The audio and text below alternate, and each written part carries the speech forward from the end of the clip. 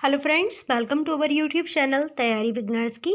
इस वीडियो के माध्यम से आपको आज का करंट अफेयर देखने को मिलेगा। स्टैटिक जीके के साथ पूरा वीडियो देखिए और चैनल को सब्सक्राइब भी कर लीजिएगा।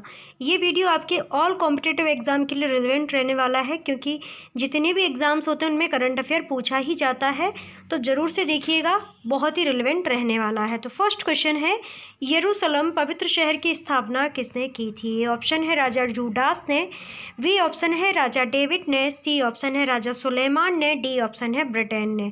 तो B option is the correct answer. राजा डेविड ने इसकी स्थापना की थी यरूशलेम की। यरूशलेम की अगर बात करते हैं तो इज़राइल की कैपिटल होती है यरूशलेम, और यहाँ पर क्या बोल रहे थे, हाँ, यहाँ के जो प्रेसिडेंट हैं वो रूबेन रिवलिन है, और यहाँ के जो प्रधानमंत्री हैं वो हैं बेंजामिन नेतन्याहू। इजराइल की संसद को नेसेट कहा जाता है और इजराइल की करेंसी को न्यू शेकेल कहा जाता है।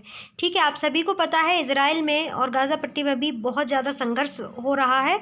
कल तो फ़लस्तीन की जो अल जज़ीरा नामक जो मीडिया थी उसकी इस पूरी बिल्डिंग को ध्वस्त कर दिया गया है। तो ये सारी बातें आपको तो पता ही होंगी, क्योंकि अभी चल रहा है न्यूज़ में बहुत ज़्यादा।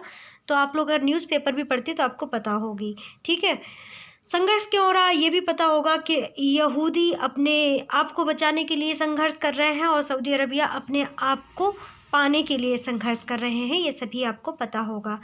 तो अगले क्वेश्चन की ओर बढ़ जाते हैं। तो सबसे पहले इसकी व्याख्या देख लेते हैं। इतिहासकारों के अनुसार 1000 ईसा पूर्व में राजा डेविड ने यरूशलेम पर विजय प्राप्त की और इसे यहूदी साम्राज्य की राजधानी बनाया था। अगला क्वेश्चन है, यरूशलेम में यहूदियों के लिए पवित्र पहला मंदिर किसने बनवाया? ए ऑप्शन है राजा डेविड, बी ऑप्शन है सोलोमन, सी ऑप्शन है यीशु मसीह, डी ऑप्शन है इनमें से कोई नहीं। तो यरूशलेम पर सबसे पहला जो पवित्र मंदिर बनवाया गया था वो बनवाया था सोलोमन ने। तो आप सभी को एक बात बता दें, यरूशलेम को पवित्र स्थान क्यों कहा जाता है? क्योंकि इसे यहूदियों के जो मंदिर है सोलोमन, ये भी यहाँ पर है, और यीशु लोग जो हैं, ईसाई मसीह हैं, वो लोग कहते हैं इनका जन्म यहीं कहीं साराजार नामक कोई जगह है, वहाँ पर हुआ है। और आपने मक्का मदीना तो बहुत सुने होंगे, पर अलास्का नहीं सुना होगा, जो कि मुस्लिम कम्युनिटी की बहुत ही पवित्र मस्जिद मानी जाती है, अलास्का। ठीक है, तो इसीलिए इसे पवित्र शहर कहा जाता है। कहा जाता है कि पहला मंदिर सोलोमन के शासनकाल के चौथे वर्ष में बनना शुरू हुआ था और इसे पूरा होने में 7 साल लगे थे। अगला क्वेश्चन, ईसा मसीह को कहाँ सूली पर चढ़ाया गया था? ए ऑप्शन है गोलगोथा, बी ऑप्शन है बेबीलोन, सी ऑप्शन है पश्चिम दीवार, डी ऑप्शन है यरूशलेम। तो A option is the correct answer. ठीक है, ये ऑप्शन जो है वो बिल्कुल करेक्ट है। गोलगोथा जो है उस स्थान पर ईसा मसीह को सूली पर चढ़ाया गया था। यह नियम के अनुसार यीशु को यरूशलेम के बाहर गोलगोथा नामक स्थान पर सूली पर चढ़ाया गया था, इसीलिए ईसा मसीह के लिए भी ये पवित्र भूमि है। टेम्पल माउंट के बारे में सही कथन का चयन करें। तो पहला कथन है, यह भूमध्य सागर में एक पहाड़ी पर स्थित एक परिसर है। दूसरा कथन है, यहूदियों के अनुसार यह अब्राहम के पुत्र लशाक का बलिदान स्थल है। तो इसका जो ऑप्शन ए है केवल 1 वो सही है, केवल 2 वो सही, या 1 और 2 दोनों कथन सही हैं, या डी ऑप्शन बिल्कुल कोई भी कथन सही नहीं। तो इसका बी ऑप्शन सही हो जाएगा। तो बी ऑप्शन बिल्कुल सही। तो बी ऑप्शन में क्या कहा गया? यहूदियों के अनुसार यह इब्राहिम के पुत्र इशाक का बलिदान स्थल है। ठीक है, टेम्पल माउंट के बारे में सही कथन की अगर बात करें तो यहूदी कहते हैं कि इब्राहिम के पुत्र इशाक का ये बलिदान स्थल है। टेम्पल माउंट यरूशलेम के एक पहाड़ी पर स्थित है, एक परिसर है। ये 35 एकड़ ज़मीन का एक टुकड़ा है, जिसमें यहूदियों, ईसाइयों और मुसलमानों के लिए 3 धार्मिक स्थल शामिल हैं। अगला क्वेश्चन है, पोलर सिल्क रोड कौन सा देश बना रहा है और कौन से महासागरों को कवर किया जाएगा? ए ऑप्शन है जापान प्रशांत, अंटार्कटिक और अटलांटिक महासागरों को कवर करेगा। बी ऑप्शन है चीन प्रशांत, आर्कटिक और अटलांटिक महासागर को कवर करेगा। सी ऑप्शन है रूस आर्कटिक और अटलांटिक महासागरों को कवर करेगा। डी ऑप्शन है ब्रिटेन आर्कटिक और अटलांटिक महासागरों को कवर करेगा। तो B option is the correct answer. चीन प्रशांत, आर्कटिक और अटलांटिक महासागर को कवर करेगा। तो जो चीन ने पोलर सिल्क रोड के निर्माण में भाग लेने के लिए अपनी रुचि दिखाई है, जिसमें एक नए समुद्री मार्ग के अनुभव की संभावनाएं बढ़ रही हैं। प्रशांत, आर्कटिक और अटलांटिक महासागर नाम के 3 महासागरों को इसके द्वारा कवर किया जाएगा। अब चीन की बात आई है तो चीन की कैपिटल होती है बीजिंग। क्या कैपिटल होती है? बीजिंग। ओके, यहाँ की करेंसी होती है युआन और रेनमिनबी। युआन और रेनमिनबी जैसे इंडिया में करेंसी होती है पैसा और रुपया, रुपये के अंदर पैसा होता है, सही इसी प्रकार से रेनमिनबी जो करेंसी होती है उसमें युआन इंक्लूडेड रहता है। जी जिनपिंग यहाँ के प्रेसिडेंट हैं। ली कचियांग यहाँ के चीफ मिनिस्टर हैं। हैंड इन हैंड नामक सैन्य अभ्यास भारत और चाइना के मध्य में आयोजित किया जाता है। चीन की संसद को नेशनल पीपल्स कांग्रेस कहा जाता है। तो ये सारी बातें याद रखिएगा। चीन एकमात्र ऐसा देश है जिसने अपनी डिजिटल करेंसी युआन को लॉन्च किया था।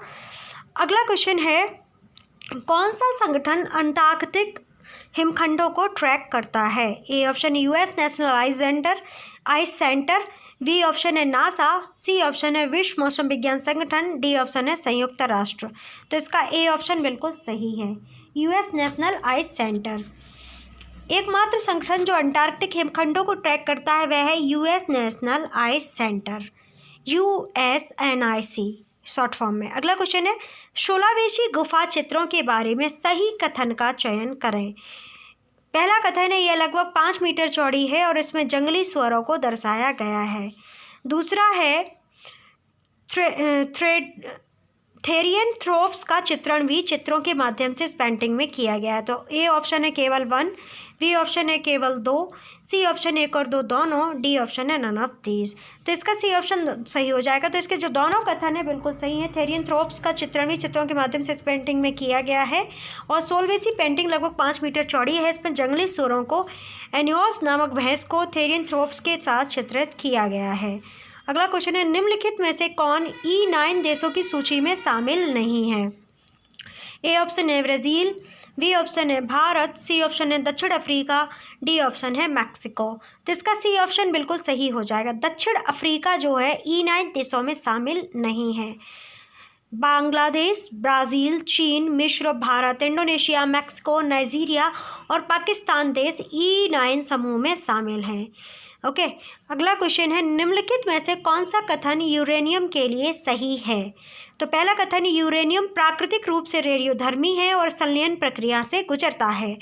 बी ऑप्शन है इसका, यूरेनियम के परमाणु एक विशिष्ट दर से विभाजित होकर न्यूट्रॉन और ऊष्मा छोड़ते हैं। तो ए ऑप्शन है केवल 1, बी ऑप्शन है केवल 2, सी ऑप्शन 1 और 2 दोनों, डी ऑप्शन है इनमें से कोई नहीं। तो इसका बी ऑप्शन बिल्कुल सही हो जाएगा। यूरेनियम के परमाणु एक विशिष्ट दर से विभाजित होकर न्यूट्रॉन और ऊष्मा छोड़ते हैं। यूरेनियम को, एक क्वेश्चन याद रखिएगा, येलो गोल्ड भी कहा जाता है और ये क्वेश्चन UPP 2018 में पूछा भी गया था। तो इस बात को सीरियस लीजिएगा। येलो गोल्ड कहा जाता है यूरेनियम को, ब्लैक गोल्ड कहा जाता है, प्लैटिनम को ग्रीन गोल्ड कहा जाता है, बैम्बू मतलब कि बांस को। यूरेनियम स्वाभाविक रूप से रेडियोधर्मी और विखंडन से गुजरता है। इसका मतलब है कि यूरेनियम के एक परमाणु एक विशिष्ट दर से विभाजित होते हैं जिसमें न्यूट्रॉन और हीट निकलती है। अगला क्वेश्चन है, सरमेथोरियम इंडिशियम नाम की एक नई अल्पाइन प्रजाति किस राज्य में पाई गई है?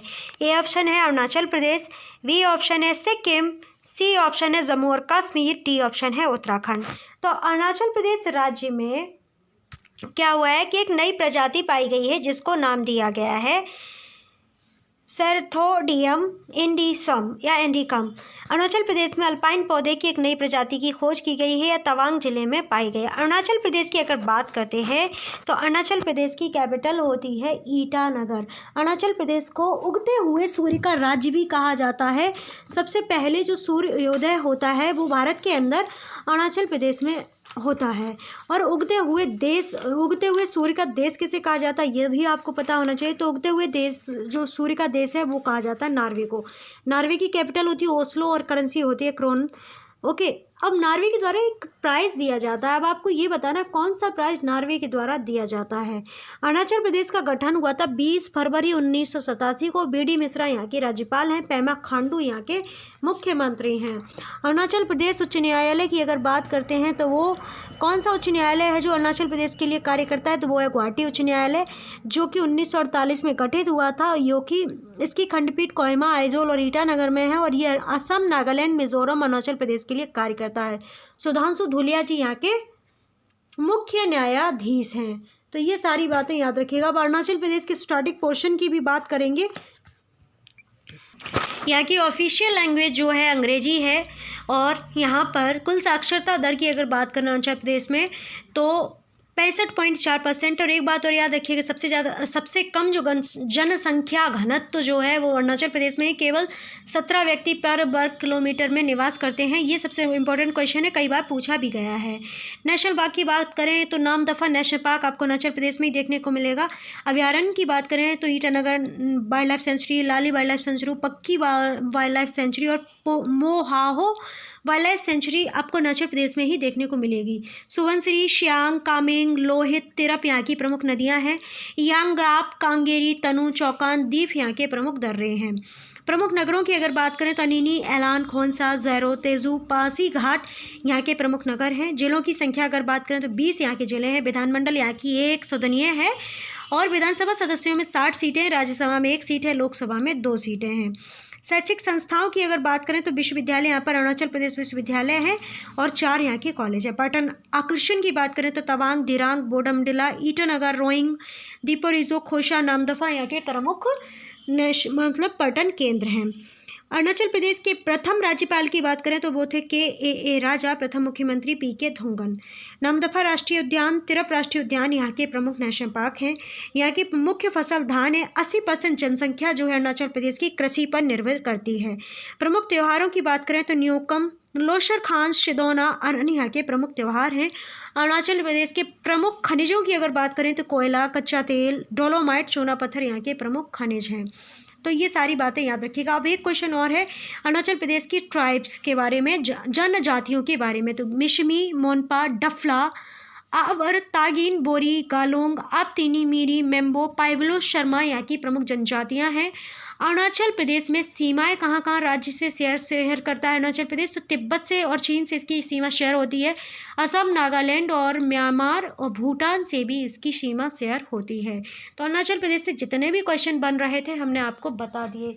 अब और क्वेश्चन बनते हैं कि अरुणाचल प्रदेश में कौन कौन से त्यौहार मनाए जाते हैं। तो अभी 2020 में हॉर्नबिल, परशुराम कुंड मेला नागालैंड और अरुणाचल प्रदेश में मनाया गया था। तो ये भी याद रखिएगा।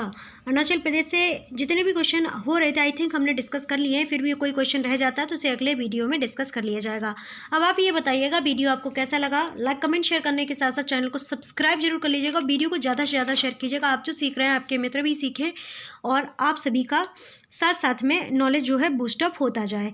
तो आप सभी का एक बार फिर से धन्यवाद। स्वस्थ रहें, मस्त रहें, घर पर रहें, अपना अपने परिवारीजनों का ख्याल रखें। पढ़ाई बिल्कुल भी स्किप ना करें। आप पढ़ते रहेंगे तो आपका नुकसान नहीं होगा, आपको कुछ ज्ञान अर्जन हो जाएगा और कई चीज़ें आपको सीखने को मिलेंगी। लॉकडाउन होना, आपको उदास नहीं होना है। आपके पास सफिशिएंट टाइम है नई नई चीज़ें एक्सप्लोर करने का, उन्हें सीखने का, उनके जरिए अपने करियर में कई सारे ऑप्शन को ढूंढने का। ठीक है, तो आप सभी का धन्यवाद हमने बोल ही दिया है। तो फिर भी हम यही कहेंगे कि आप जल्दी से सब्सक्राइब कर लीजिएगा चैनल को। इतनी सारी जानकारी आपको बल्क में मिल जाती है, तो चैनल को सब्सक्राइब करना मत भूलिएगा और वीडियो को ज़्यादा से ज़्यादा शेयर कीजिएगा। तो thank you, have a great day.